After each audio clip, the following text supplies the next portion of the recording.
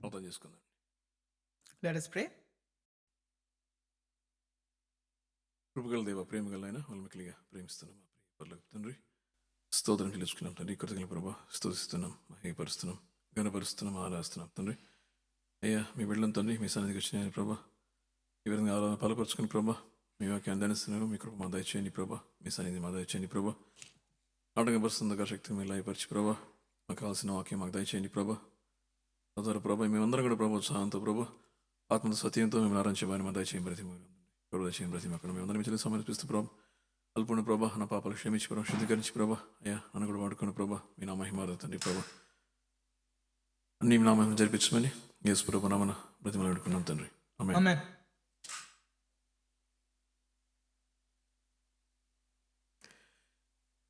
ఈరోజు చాలా ఫెమిలియర్ వాక్య భాగం, అంటే నేనే ఒక 3 times చెప్పేశాను ఇది.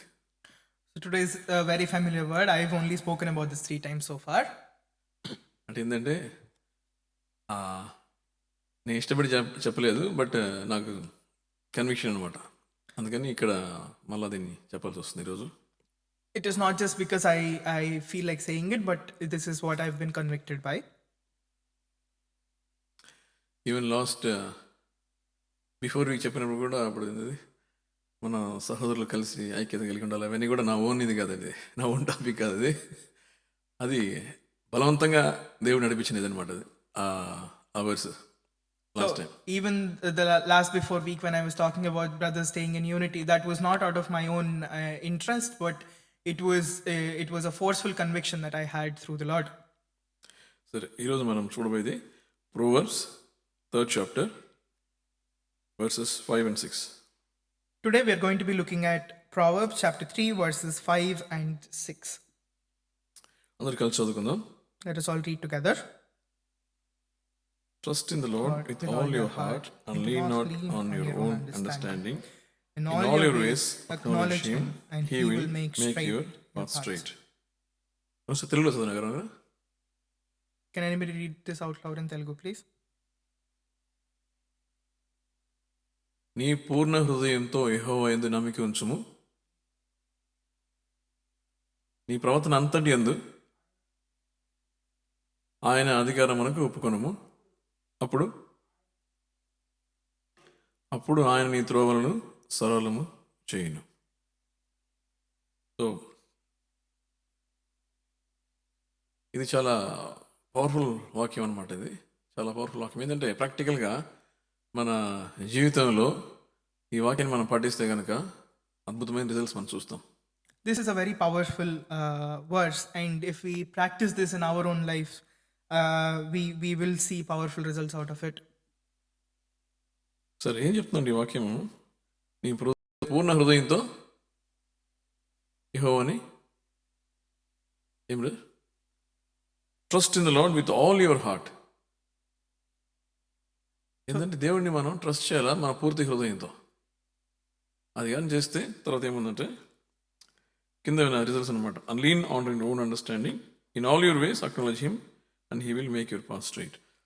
అంటే ఏంటంటే దేవుణ్ణి నమ్మడమే కాదు, ట్రస్ట్ చేసి మన మార్గాలన్నింటిలో ఆయన తలంచుకుంటే, మనం చేసే పనులన్నింటిలో మనం దేవుణ్ణి జ్ఞాపకం చేసుకుని దేవుని చేతిలో సరెండర్ చేస్తే దేవుడు మన మార్గాలను సరళపరుస్తాంట. So this verse tells us that if we trust in the Lord with all our heart, and if we surrender all in everything that we do, if we surrender ourselves to him, then he will make our path straight. So మనం చాలాసార్లు, అంటే నాకు తెలిసి నేను 3 times share చేసుకున్నాను కాబట్టి ఈరోజు అంటే డిఫరెంట్ పర్స్పెక్టివ్లో మనం ఇంకోసారి ఇదే వాక్యం ధ్యానించుకుందాం.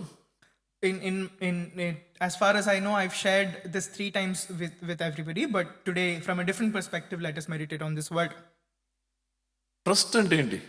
So what does trust mean? దేవుణ్ణి బిలీవింగ్ అంటే ఏంది అని మనం ఎట్లా చెప్పగలం దాన్ని? So how do we say that we believe?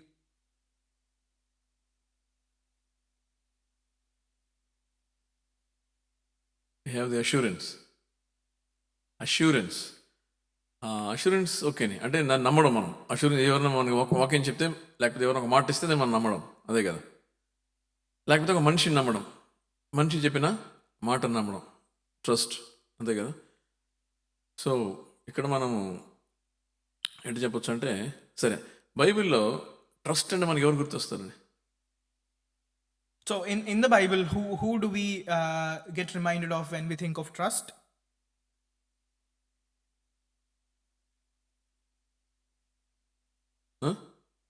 Abraham. Very good. ఎందుకు అంత ఆలోచిస్తున్నారు? చాలా ఈజీ ఆన్సర్ అది.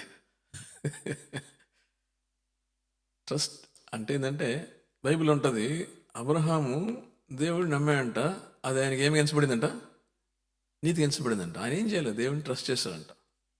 ఇప్పుడు అబ్రహాము ఎందుకు నీతిమంతునికి తీర్చబడ్డాడంటే ఆయన దేవుణ్ణి నమ్మాడు, దేవుని మీద ట్రస్ట్ ఉంచాడు అనమాట.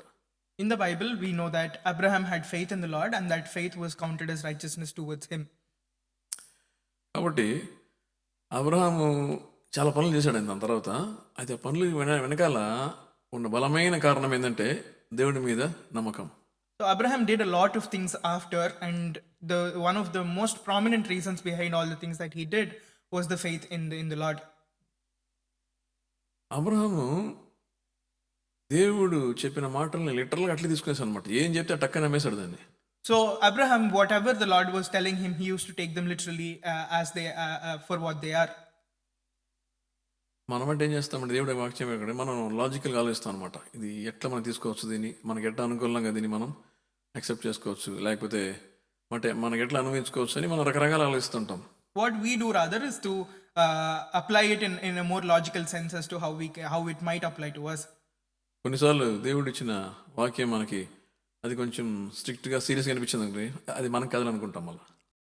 If the Lord gives us a word that is that we feel is too strict or serious, then we might sometimes just say that word is not meant for us. ఇప్పుడు చర్చిలో కూర్చున్నప్పుడు ఒక వాక్యం మనకు వినబడింది అనుకోండి, అనుకుంటాం ఓహో ఇది ఆ బ్రదర్ కని చెప్పినట్టుంది అనుకుంటాం. So in the church, if we might hear of a verse that is being said, then we might say that this verse is being told for that brother. వాక్యం కొంచెం స్ట్రాంగ్గా ఉంటే బాగా తగిలింది ఆ సిస్టర్కి అనుకుంటాం. So if the word is a little stronger, then we might think, oh, that sister was it must have hit her hard. కొన్నిసార్లు ఇంకొక స్టెప్ ఎక్కువ వెళ్ళి ఇది నా కోసమే చెప్తున్నాడు, కావాలని చెప్తున్నాడు అనుకుంటారు. So we might go a step further sometimes and think that, oh, this word is being told to me intentionally. అందుకే ఇంతకు ముందే చెప్పాను, లాస్ట్ 2 weeks ముందు, అది నేను అనుకున్నది కాదు, దేవుడు చెప్పమంటే చెప్పింది ఆ వాక్యం. And that is why I'm telling you again that 2 weeks before when I said that similar word, that was not a word that I had intended on saying, but that was what I was inspired to say. అయితే Abraham చూసినప్పుడు Abraham proper అంటే చెప్పిన వెంటనే immediate obedience అనమాట. So when we look at Abraham, we see that once he is told, he obeyed immediately. So ఈరోజు మనం క్లుప్తంగా 3 విషయాలు అబ్రహాము దేవుడిని ఎలా నమ్మాడు, దాన్ని ప్రాక్టికల్గా దాన్ని చూపించాడని చూద్దాం. So we will look at 3 things that as to how Abraham had faith in the Lord and how they were. Hebrews. Let us turn to Hebrews. 11th chapter. Hebrews 11th chapter. 8 to 10. Verses 8 to verse 10.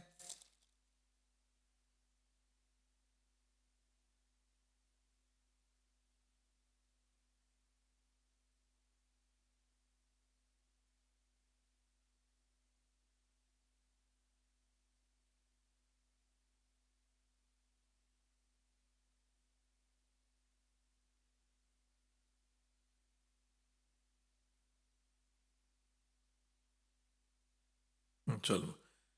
ఇక్కడ ఏం చూస్తున్నామంటే దేవుడు అబ్రహాము ఆయన దేశంలో ఆయన ఉన్నప్పుడు పిలిచాడు. దేవుడు ఏమని చెప్పాడు? మీ ఇంటి వాళ్ళని ఆ ఊరిని దేశాన్ని వదిలిపెట్టి వచ్చి నేను చూపించిన దేశానికి రా అని పిలిచాడు. So when Abraham was living in his own country with his family, the Lord had asked him to let go of all of his household and come to a different country. దేవుడు ఎక్కడ చెప్పాడు, address చెప్పాడు ఎక్కడ తీసుకెళ్తున్నానని? So did the Lord tell him where he was taking him in terms of what the address is? ఏం చెప్పలా, నేను తీసుకెళ్తాను నువ్వు వచ్చేయని చెప్పాడు. The Lord told him to just come and that he would take him. Abraham ఏం చేశాడంటే వెంటనే దేవుని మాటకి లోబడి మొత్తం ప్యాక్ చేసుకుని ఆయన ఉన్న వస్తువుని ప్యాక్ చేసుకునేసాడు. ఆ గొర్రెలు ఆయనకున్న ప్రాపర్టీ అంతా సిద్ధం చేసుకుని వాళ్ళ మనుషులంతా పోగు చేసుకుని వెంటనే బయలుదేరి చేశాడు దేవుడు చెప్పిన మాటకి లోబడి. Abraham, obeying to the word that the Lord had told him, came off immediately, packing everything that he had. By faith, Abraham, when called to go to a place he would later receive as inheritance, obeyed and went even though he did not know where he was going. నేను ఎక్కడికి పోతానని తెలియకుండానే వెళ్ళిపోయాడు అనమాట. So Abraham went not knowing where he was going. అది చాలా విచిత్రం. మనం ఎవరైనా చేయగలం అట్లా? Can any of us do that? ఒక ప్లేస్ చెప్పి పోమంటే మనకు పోవడం కష్టం. So when we are told to go to a certain place, and that itself is hard for us. ఎందుకంటే మనం ఆలోచిస్తాం, అది మనకు అనుకూలంగా ఉంటుందా ఉండదా, మన ఫ్యామిలీకి సెట్ అవుతుందా కాదా, లేకపోతే అక్కడికి వెళ్తే ఫైనాన్షియల్గా ఎట్టా నాకు సపోర్ట్ దొరుకుతుంది, లేకపోతే ఆడ పీపుల్ ఎట్లుంటారో అది మాకు కంఫర్టబుల్గా ఉంటుంది లేదా ప్లేస్, లేకపోతే ఆడ ఇవి అన్నీ చూస్తాం, అన్నీ ఆలోచిస్తాం. So we think of 1,000 things before we make a decision, and look for all conveniences and comforts before we go forward. ఎందుకంటే మనము సొంత నాలెడ్జ్ మీద డిపెండ్ అవుతాం ఆ టైంలో. That is because we depend on our own knowledge at that moment. అయితే Abraham మీద అవన్నీ ఆలోచించకుండా చెప్పిన మాట విని బయలుదేరి వెళ్ళిపోయాడు. Abraham rather did not think of any of that and just obeyed to the Lord's word. ఇంకొక విషయం చూద్దాము. Genesis 15:6. Let us look at another thing. Let us turn to Genesis chapter 15 verse 6.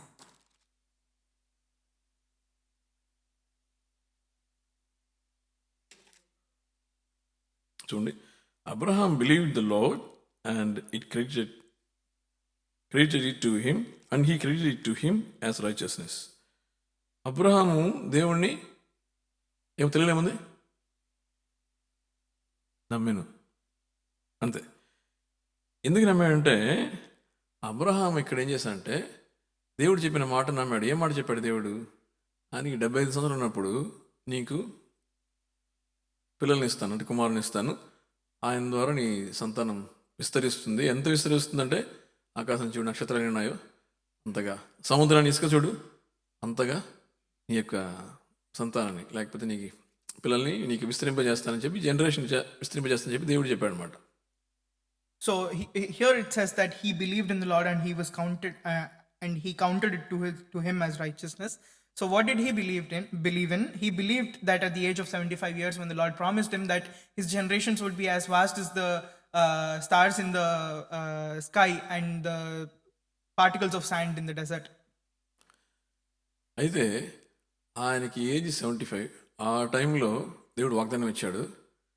ఆ వాగ్దానం ఎప్పుడు నెరవేరిందంటే 25 సంవత్సరాల తర్వాత నెరవేరింది.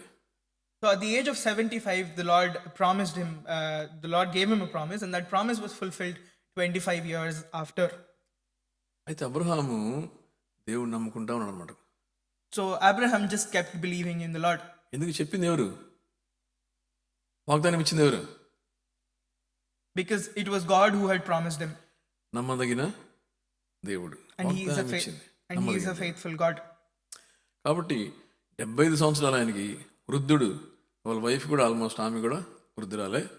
అలాంటి పరిస్థితుల్లో కూడా దేవుడు తనకి బిడ్డలను ఇవ్వగలడు అని చెప్పి దేవుడు నమ్మాడు అనమాట ఆయన. When Abraham was 75 years old, he was an old man and his wife was old as well. And in that circumstance as well, he still believed that the Lord could give him children. 75 ఇయర్స్లో ఆయనకి పిల్లలు పుట్టినా అది కూడా చాలా లేట్గా పుట్టినట్టు లెక్క కదా. So even at 75, if he had kids, that would still be counted as very late. దేవుడు ఇంకా 25 ఇయర్స్ టైం తీసుకున్నాడు. But the Lord took another 25 years. ఆయన ఓర్చుకుని ఓపికగా దేవుని కోసం వెయిట్ చేస్తున్నాడు. And patiently Abraham waited for the Lord. కాబట్టి దేవుడు ఏం చేస్తాడు ఇక్కడ మంచి వాక్యం, అది ఎంత బాగుంది చూడండి. వాక్యం చూసాం కదా, Genesis 15:6. So we can see Genesis 15:6. Abraham believed the Lord and he credited it to him as righteousness. It says here that he believed in the Lord and he counted it to him as righteousness. So దేవుణ్ణి అంతగా నమ్ముకున్న గొప్ప దైవజనుడు Abraham. So Abraham was such a man of God that believed in the Lord so much. కళ్ళు మూసుకొని నమ్మడమాట. So he believed him blindly. తర్వాత ఇంకా third instance చూసుకుందాం. Let us look at another instance, third one. హెబ్రీయులు రాసిన పత్రిక, పౌలు హెబ్రీయులు రాసిన పత్రిక, Hebrews. Just turn to Hebrews 11th chapter 17 to 19. Hebrews 11 chapters, verses 17 to 19.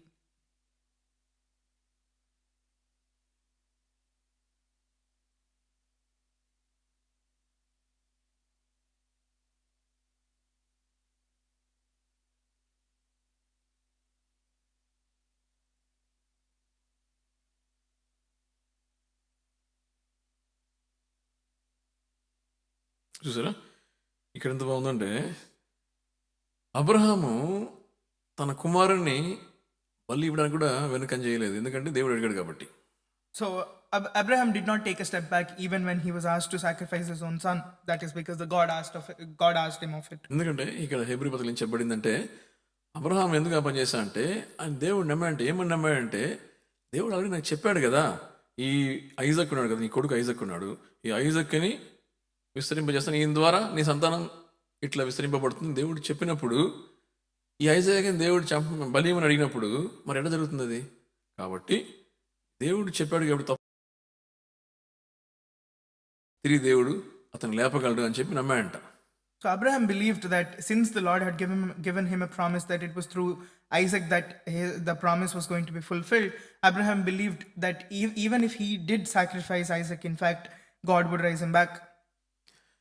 కాబట్టి అబ్రహాం ఐజాక్ని లాస్ట్ మినిట్ అంటే ఆ ఫ్రాక్షన్ ఆఫ్ సెకండ్ ఇంకా పడిపోతుంది, కత్తి పడిపోతుంది ఆయన గొంతు మీద అన్న పరిస్థితిలో దేవుడు ఏదో ఆయన ఆపాడు, కానీ అక్కడ దాకా వెళ్ళాడు Abraham. So Abraham went till the very moment of actually killing him with the knife, and almost on the tip of the knife was going to penetrate Isaac.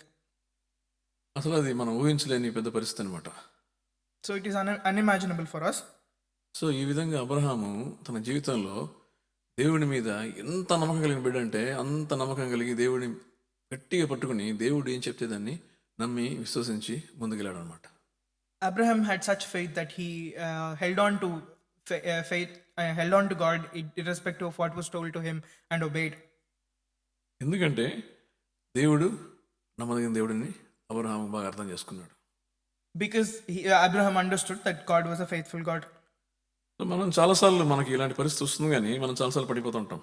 A lot of times we might have instances like this, but we end up falling. అందుకని ఈ వాక్యం చెప్తుందంటే trust in the lord with all your heart, lean not on your own understanding. And that is why this verse tells us that trust in the Lord with all your heart and lean not on your own understanding. అంటే ఏంటంటే మన సొంత ఆలోచనలు వచ్చి మన చాలాసార్లు దేవుని వాక్యాన్ని మనం నమ్మలేకుండా చేస్తాయి. So a lot of times our own thoughts make us put us in a spot where we can't believe the word of God anymore. మనం ఓన్లీగా మనం చాలా నేర్చుకున్నాం కాబట్టి మనం సొంత లాజిక్ని వాడుతుంటాం చాలాసార్లు. Because we've learned a lot through the world, we start using our own logic oftentimes. మనం తెలివి వాళ్ళం కాబట్టి మనకేంటంటే మనకి చాలా విషయాలు మన కళ్ళ ముందు కనబడుతుంటాయి అనమాట. ఇట్లా చేస్తే బాగుంటుంది కదా, అట్లా చేస్తే బాగుంటుంది కదా, ఇది చాలా దేవుడు చెప్పే విషయం చాలా అంటే ఏంది అంత నమ్మబుద్ధి కావట్లేదు, లేకపోతే జరుగుతుంది అది అట్లా ఆలోచిస్తుంటాం. Because we think we are intellectually strong, we start thinking of all the possibilities that could be and couldn't be, and we start looking at the practicality of things. అయితే అబ్రహాం చేసిన పని ఏంటంటే ఆయనకి తెలుసు, అంటే ప్రాక్టికల్గా లోకపరంగా ఆలోచిస్తే ఇవన్నీ విచిత్రమైన విషయాలు. ఇప్పుడు మనం చూసుకున్న 3 ఇన్సిడెంట్స్ కూడా చాలా విచిత్రం. ఏంటంటే నువ్వు ఎక్కడ పోతావు చెప్పకుండా నేను తీసుకెళ్ళడం అంటే పెద్ద విషయం అది. So in the instance of Abraham, Abraham knew that according to the world, all of that would be very unusual. But to go somewhere knowing where he was going was unusual in fact. లాజికల్గా చూస్తే అసలు సెట్టే కదా అది. So logically thinking through it, it does not make sense at all. Second instance ఏంది? Second అండి, What is the second instance? పిల్లలు 75 సంవత్సరాల బిడ్డ ఇస్తా ఉంటే అది కూడా లాజికల్గా సెట్ కాదు. ఎందుకంటే లోకపరంగా చూస్తే ఇప్పుడు దాకా 75 ఏళ్ళకి ఎవరు పిల్లలు పుడతారండి? So in the second instance of him being promised that he would have children at the age of 75 was still impractical according to the world, because who would have children at the age of 75? దేవుడు చెప్పింది 75 years, ఇచ్చిందేమో 100 yearsకి ఇచ్చాడు. God promised him at the age of 75 but gave him in fact at the age of 100. So సొంత knowledge ఆలోచిస్తే, సొంత తెలివితేటలతో ఆలోచిస్తే అది impossible thing. So if in fact we were to think of it using our own logic, then it would be impossible. Third instance ఏంటంటే తన కుమారుని బలి అడిగాడు. So the third instance is that he was asked to sacrifice his own son. అసలు లోకంగా మనం లోకపరంగా ఆలోచిస్తే అది ఎవరన్నా చేస్తారా పని? So if you think about it in a worldly manner, would anybody do the same thing? దేవుడితో ఫైట్ చేస్తారు. ఏం దేవా నువ్వేగా చెప్పావు వాగ్దానం ఇస్తాను చెప్పావు, నీవు 75 వాగ్దానం ఇచ్చావు, ఇంకా 25 years వెయిట్ చేశాను, 100 ఏళ్ళకి బిడ్డని ఇచ్చావు, అప్పుడు దాకా వెయిట్ చేసి బిడ్డని ఇచ్చావు, ఓకేనే మంచిగానే ఉంది, ఇప్పుడేమో ఆ బిడ్డని బలియమని చెప్తున్నా అడుగుతాం. So we would fight with the Lord, saying that Lord, you promised at 75, you made me wait till 100, then you gave me a child, and now you're asking me to sacrifice. We would fight with the Lord on this logic. ఎందుకంటే లాజికల్గా think చేస్తే it doesn't make any sense. Because when we think about it in a logical manner, it does not make any sense at all. ఎందుకంటే దేవుడు ఇచ్చిన బిడ్డను దేవుడి బలి అడిగితే ఇది ఏంది, ఇది నేను అసలు నాకు ఇంకెవరు నాకు ఇంత ఏజ్లో ఈ బిడ్డ, అప్పుడు 100 ఏళ్ళు బిడ్డ పుట్టాడు, ఐజాక్ బలి అయినప్పుడు ఇంకా ఆయనకి ఎక్కువ అయిపోయింది ఏజ్, నాకు తెలిసి మేబీ 120 ఎంత 125 ఉండొచ్చు ఆ టైంలో. So when Isaac was born, he was 100, and by the time he was asked to sacrifice Isaac, he would have been 120 or 125. అలాంటి పరిస్థితుల్లో కూడా అబ్రహాం వెనక చేయకుండా ఎర్లీ మార్నింగ్ పొద్దున్న లేచింది బయలుదేరేశాడు దేవుడిని వాగ్దానం నెరవేర్చడం కోసం, అంటే దేవుడు అడిగిందని ఫుల్ఫిల్ చేయడం కోసం. In that instance itself, Abraham did not take a step back, but he rather started early in the morning to obey and do what he was told. కాబట్టి దేవుడు ఏం చేశాడంటే అబ్రహాంకి అన్నిటినీ కూడా అనీతిగా ఎంచాడన్నమాట వీటిని. And that is why God counted all of these towards Abraham's righteousness. So in Romans 4th chapter, if we turn to Romans chapter 4,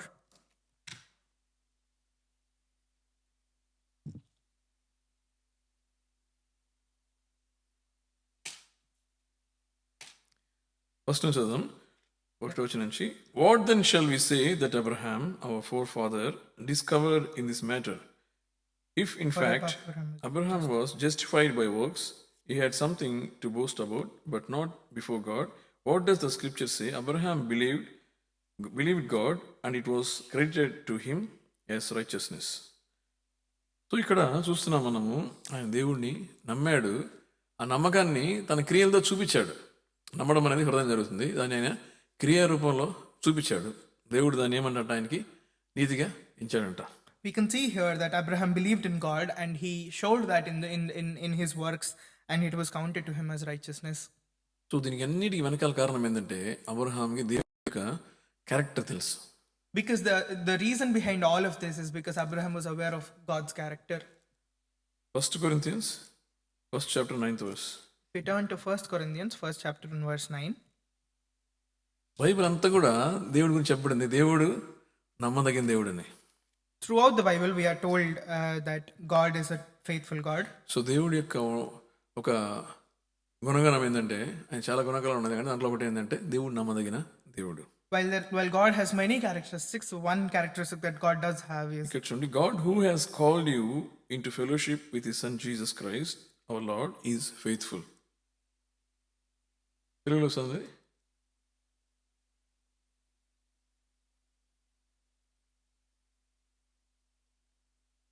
నమ్మదగిన వాడు. ఇక్కడ చూడండి 2 Timothy 13th verse.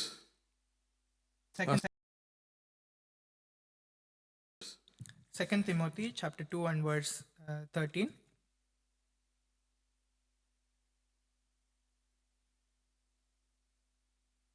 మనము నమ్మదగిన వారం కానబట్టి కూడా దేవుడు నమ్మదగిన దేవుడు అంట. 2 Timothy తెలుగులో చదవండి ఒకసారి.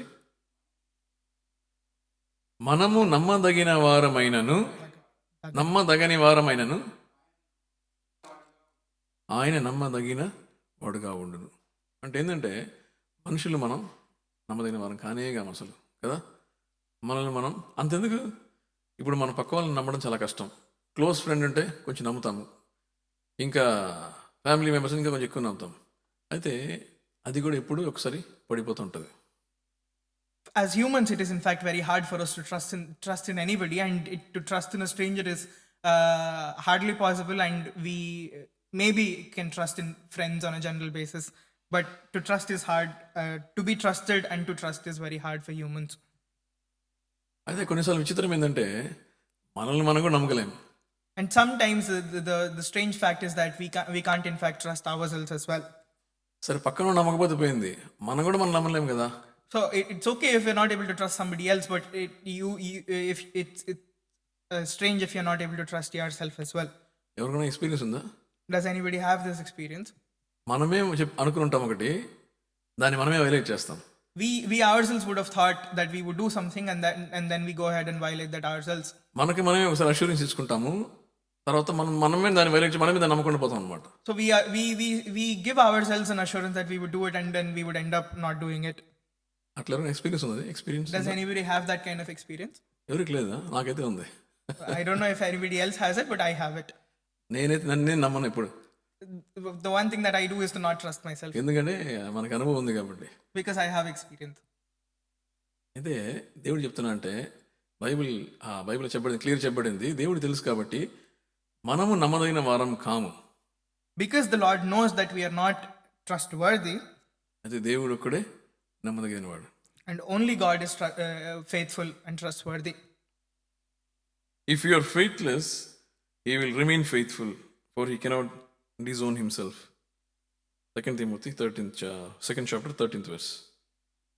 2 Timothy 2nd chapter verse 13. If we are faithful, he remains faithful. So if we are faithless, he remains faithful, for he cannot deny himself. కాబట్టి మనం చూస్తుంటాము మన జీవితంలో కూడా, మనం చాలాసార్లు మన సొంత తెలివితేటల మీద ఆధారపడి, మన జ్ఞానం మీద ఆధారపడి, చాలాసార్లు దేవుని వాక్యాన్ని పక్కన పెట్టేసి, దేవుడిచ్చిన సలహాలని, లేకపోతే దేవుడిచ్చిన వాగ్దానాలని, లేకపోతే దేవుడిచ్చిన పిలుపుని కూడా కొన్నిసార్లు మనం పక్కన పెట్టేసి తప్పుదారి వెళ్ళిపోతుంటాం. We see in our own lives that a lot of times that we trust in our own wisdom, and we keep aside the calling that the Lord has given to us, or his word or his commandments. అయితే దాని అందం చూసుకుంటే అసలు చెత్త results దాంట్లో. And if we look at the consequences of such actions, then we see that all of them are wasteful. అయితే తన సొంత తెలివి మీద ఆధారపడకుండా, సొంత జ్ఞానం ఉపయోగించకుండా, సొంత ఆలోచనలు దాన్ని నమ్మకుండా దేవుడిని నమ్ముకున్న వ్యక్తి అబ్రహాము జీవితంలో చూస్తున్నాము. ఆయన ముగింపు ఎలా ఉందని. We can see in the life of Abraham, who did not rely on his own logic, who did not rely on his own understanding, but rather relied on God, and we can see how his life ended. ఇప్పుడు ఇన్ని సంవత్సరాలు అయినా కూడా Abraham అందరం మనం పొగుడుతుంటాం. So even after so many years, we still praise Abraham. ఆయన విశ్వాసులకు జనకుడు. He is the father of all believers. Israel ప్రజలంతా కూడా, అంటే విశ్వాసులు ఒక పక్క మనకందరికీ ఆయన ఆ విధంగా విశ్వాసం ద్వారా మనకు తండ్రి అవుతాడు. So through faith, he is our father. Israel దేశానికి అంతా కూడా ఆయన ఫిజికల్ గా ఆయన జనరేషన్స్ కాబట్టి వాళ్ళందరూ కూడా వాళ్ళకు కూడా ఆయన తండ్రి అవుతాడు. And to the nation of Israel as well, since he's their biological descendants of him, he's a father. Ishmael ద్వారా ఇంకొక nation. And through Ishmael as well, he's the father of another nation as well. దేవుడు ఆయన మెచ్చుకున్నాడు అన్నమాట. God appreciated God was pleased by Abraham. ఆయన నీతిమంతుగా దేవుడు ఎంచుకున్నాడు. God counted him as righteous. అయితే మనం కూడా అబ్రహాం జీవితం పోల్చుకుని, మనం కూడా దాన్ని ధైర్యం తెచ్చుకుని, బలం తెచ్చుకుని, మనం కూడా దాన్ని మన జీవితంలో పాటించాలి. So we must also gain courage from the life of Abraham, and look at Abraham's life, and must follow it in our lives. ఎందుకంటే దేవుడు నమ్మదగిన దేవుడు. Because our God is a faithful God. ఒకసారి చూద్దాం. హబక్కూక్ 2nd chapter 3rd verse. Let us turn to Habakkuk chapter 2 and verse 3. దేవుడు ఏమన్నా చెప్తే ఖచ్చితంగా అది జరిగే తీరుతుంది. If our Lord says something, then it will happen. ఇక్కడ చదవండి sir. For the revelation awaits an appointed time, it speaks of the end and will not prove false. Though it linger, wait for it. It will certainly come and will not delay. తెలుగులో sir చదవండి. Can anybody read it out loud in Telugu, please?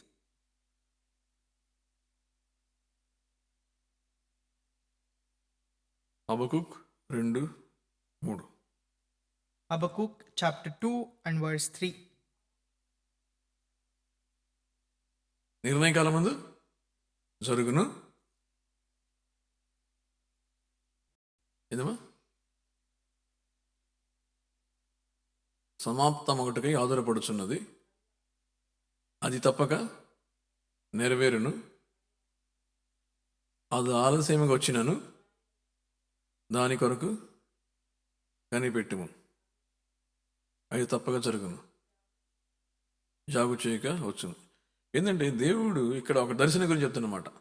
ఆ ఒక దర్శనం ఇచ్చి ఆ దర్శనం నెరవేరుతుంది. ఎందుకు జరుగుతుందంటే అది ఎవరు చెప్పింది? దేవుడు పంపించింది, దేవుడు ఇచ్చింది కాబట్టి. God is telling us here about a vision that He sent and He has appointed, and that it will happen. ఎందుకంటే దేవుడు చెప్పేది ఒకవేళ మనము మన కళ్ళ ముందు ఏం కనబడినట్టు అనిపించినా కూడా మనం ఖచ్చితంగా వెయిట్ చేస్తే తప్పకుండా నెరవేరుతుంది అది. Even if it does so seem on the face of it that it is not happening, if it has been told by the Lord, then it will happen. నేను నా లైఫ్లో చాలాసార్లు చూసాను అనమాట. కొన్నిసార్లు దేవుడు వాక్యాన్ని గట్టిగా పట్టుకొని ప్రేయర్ చేస్తూ ఉంటాను, కానీ ఏం జరగదు నన్ను, అసలు ఏం జరగట్లే అసలు నేనే ఊహించుకున్నాను అటు అనిపిస్తూ ఉంటుంది. I have experiences in my own life that I'd be praying through a word that the Lord has given to me for a long time, and then nothing would be happening, and then I'd be thinking to myself if I was imagining it. అయితే దేవుడు సడన్గా నెరవేరుస్తాడు అన్నమాట, అద్భుతంగా నెరవేరుతుంది. And then suddenly, in a miraculous manner, the Lord fulfills it. అప్పుడు అర్థమవుతుంది, అరే అవును కదా, దేవుడు నమ్మదగిన దేవుడు కదా, మళ్ళా గ్రహిస్తాను అనమాట. And then we recognize again, and then we understand again that the Lord is faithful. Bible ఏం చెప్తుందంటే మనం నమ్మదగిన వారం కానప్పటికీ కూడా దేవుడు నమ్మదగిన వాడు. The Bible tells us that despite of us being faithless, God is still faithful. Bible ఇంకొక చోట ఎగ్జాంపుల్ చూస్తుంటాం. సౌలు ఏం చేశాడంటే, సౌలు రాజు, దేవుడు అంటే ప్రవక్త అని చెప్పాడు, వెయిట్ చేయమని చెప్పాడు, ఒక చోటకి వెళ్ళి బలి ఇవ్వమని చెప్పాడు. గిల్గాల్కి వెళ్ళి బలి ఇస్తానా, ప్రవక్తిస్తానని చెప్పాడు, నువ్వు వెయిట్ చేయని చెప్పాడు. ఎవరు ఫిలిష్తీయులతో యుద్ధం చేయక ముందు. So in the Bible we can see in the instance of King Saul that God had asked him to wait and sacrifice in a place called Gilgal before fighting the Philistines. అయితే 7 రోజులు తర్వాత 7 రోజులు పౌలు wait చేసి, ఇంకా సౌలు wait చేసి ప్రవక్త Samuel కోసము చూస్తూ ఉండి ఆయన రాకపోతే ఆయన తొందరగా ఆయన చేతులను తీసుకుని బలి చేశాను అనమాట. Saul waited for 7 days for Samuel to come there, and when Samuel didn't show up, he took it in his own hands and then he sacrificed himself. ఎందుకంటే ఆయన ప్రెషర్ అనమాట. ఒకటి డిలే అయిపోతుంది, శామ్యూయల్ రావట్లేదు, ఇంకొక పక్కేమో ఫిలిష్తీయుల సైన్యం వచ్చేసింది, ఇంకొక పక్కేమో థర్డ్ థింగ్ ఏంటంటే వీళ్ళ సైన్యం, ఇజ్రాయెల్ సైన్యం భయపడిపోతున్నారు అనమాట, స్కాటర్ అయిపోతున్నారు. So Saul was under pressure at that point where Samuel was delayed, that the Philistines' army was already there, and then the army of Israel was getting scared and scattering everywhere. అలాంటి పరిస్థితుల్లో పాపం ఆయన తట్టుకోలేక దేవుడు చెప్పిన ప్రవక్త ద్వారా చెప్పిన విషయాన్ని, లేకపోతే ప్రవక్త చెప్పిన మాటని వైలేట్ చేసి తొందరపడిపోయాడు అనమాట. And in that instance he could not bear it anymore, and then he violated what God had told him to, and rather sacrificed by himself. తద్వారా చాలా నష్టం కలిగింది ఆయనకి. మనకు అందరికీ తెలిసి ఏం జరిగింది, ఆయన రాజ్యం ఆయన నుంచి వెళ్ళిపోయింది. And because of that he had to go through a lot of loss, and he lost his own kingdom. అంటే దేవుడు వేరేలకు చేశాడు అనమాట. ఆయన సంతానానికి రావాల్సింది, మామూలుగా చెప్పాలంటే సౌలు, ఆయన కొడుకు జోనతాను, ఇంకా వాళ్ళ పిల్లలు వాళ్ళకి రావాల్సిన ఆ రాజ్యం పారపర్యం అంతా రావాల్సింది డైవర్ట్ అయిపోయి డేవిడ్కి వెళ్ళిపోయింది. So the kingdom and the generational inheritance that his family was supposed to get was diverted to King David. అయితే దేవుని వాక్యాన్ని నమ్ముకుని దేవుడు నమ్మదగిన వాడని చెప్పి చాలా స్ట్రాంగ్గా నమ్మిన ఒక వ్యక్తి అబ్రహాము తన జీవితంలో దేవుడిని నమ్ముకున్న వల్ల, ఎలాంటి పరిస్థితుల్లో దేవుడిని నమ్ముకున్న వల్ల, ఎంత నమ్మకం అంటే దేవుడు ఏమైనా చేయగలడు, చెప్పిన మాట ఖచ్చితంగా నెరవేరుస్తాడని చెప్పి విశ్వసించిన వల్ల ఆయన జీవితం అద్భుతమైన ఫలితం చూసింది. So, and in the instance of Abraham, who believed in the Lord despite of anything and everything that was happening there, who had the faith in him despite of in any sort of circumstance, and we can see through the Lord's faithfulness as to how Abraham's life ended up being. కాబట్టి మనందరం కూడా ఈ సమయాన అబ్రహాముని మనం గుర్తెచ్చుకుందాం.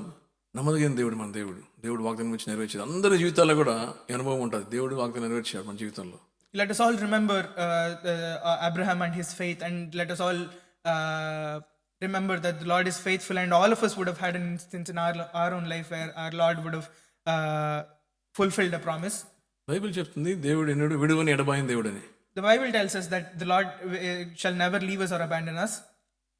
కాబట్టి మనం అన్ని వాగ్దానం ఉన్నప్పుడు, ఇంత ఎగ్జాంపుల్స్ మనకున్నప్పుడు దేవుడు నమ్ముకోవడం అనేది మనకు చాలా ఈజీ అయిపోయింది ఇప్పుడు. So when we have so many promises that we have around, and then we have so many instances, it has become very easy to have faith in the Lord or believe in the Lord. ఈ సమయం అందరూ తలంచుకుందాం, దేవుడు ఒకసారి మనం చేసిన మేలు, మన జీవితంలో నమ్మదగిన దేవుడు కావండి, మన జీవితంలో దేవుడు మనకు చేసిన అద్భుతాలు, ఆయన చేసిన మేళ్ళు, ఆయన వాగ్దానం నెరవేర్చిన విధానం, అద్భుతంగా వాగ్దానం ఇచ్చి మనం ధైర్యపరిచి, మనం బలపరిచి లేవనెత్తిన సందర్భాలు అందరూ తలంచుకుందాం ఒకసారి. తిరిగి మనం మన విశ్వాసాన్ని రెన్యూ చేసుకుందాం. దేవుని ఆరాధించుకుందాం. Let us all remember the faithfulness of God and all his promises that he has given, and in all the manners that he has so wonderfully and miraculously fulfilled his promises, and the times he's given us strength in distress, and let us remind ourselves and renew our faith in him, and then worship the Lord. ఒకసారి ఈ వాక్యం చదువుకుని ముగిస్తాను. మళ్ళొకసారి Proverbs 3rd chapter 5 and 6. I will end by reading this word again. Proverbs chapter 3 verse 5. Trust in the Lord with all your heart and lean not on your own understanding. In all your ways acknowledge him and he will make your path straight. దేవుడు వాక్యాన్ని దీవించును గాక. May the Lord bless this word.